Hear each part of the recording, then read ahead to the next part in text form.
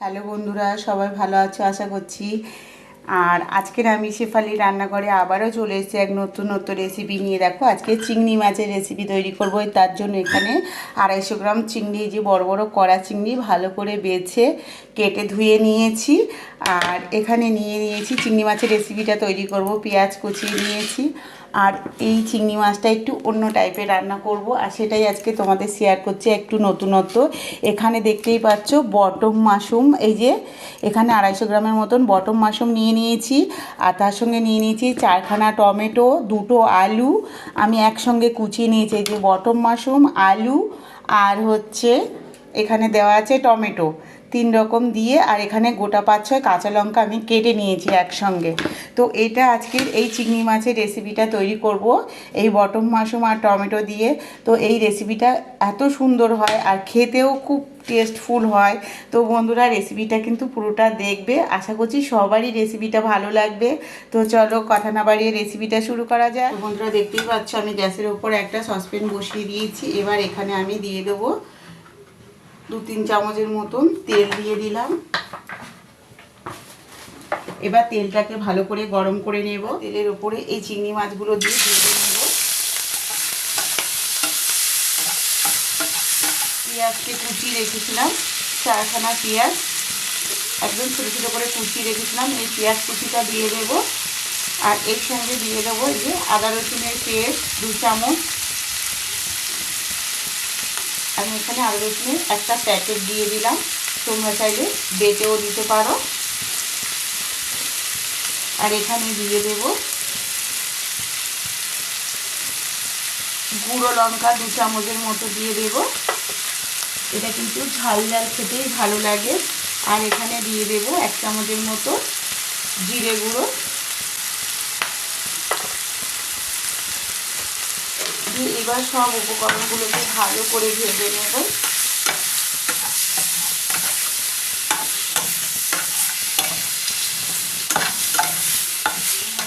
এখানে আমি যে সবজিটা কেটে রেখেছিলাম, বটম মাশরুম, আলু আর এখানে দিয়েছিলাম টমেটো, এবার এইগুলো এর সঙ্গে অ্যাড করব।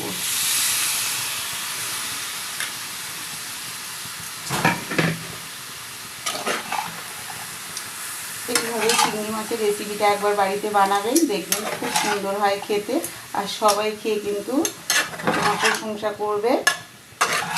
আর এই রেসিপিটা বারবার করতেই বলবে, এটা এত সুন্দর হয়, এটাই বারবার খেতে ইচ্ছে করবে বানালে। যারা সবজি খেতে চায় না তারাও কিন্তু খেতে চাইবে।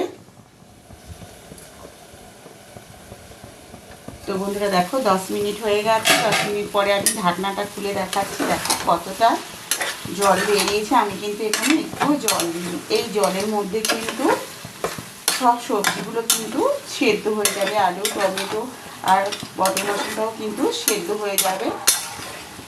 এখানে আমি অল্প একটু জল দিয়ে দেবো, 1 কাপের মতো জল দিয়ে দিলাম।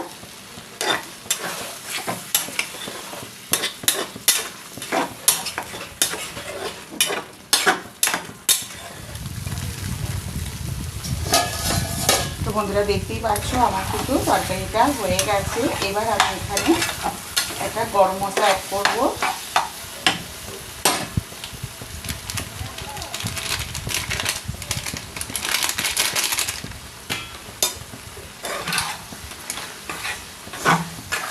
এই গরম মশলাটা এই সবজিটার মধ্যে যেন মিশে যায়, সেভাবে ভালো করে নিয়ে নিতে হবে।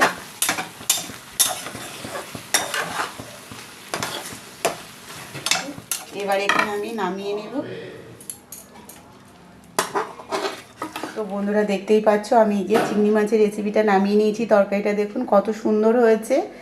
আর রেসিপিটা ভালো লাগলে শেফালি রান্নাঘর চ্যানেলটিকে অবশ্যই সাবস্ক্রাইব করে নেবেন, বন্ধুদের মধ্যে রেসিপিটা শেয়ার করবেন। ফেসবুক থেকে দেখলে অবশ্যই একটা ফলো করে দেবেন, আর লাইক করতে কিন্তু ভুলবেন না বন্ধুরা। কমেন্টে অবশ্যই জানাবেন কেমন হয়েছে। তো সবাই ভালো থাকবেন।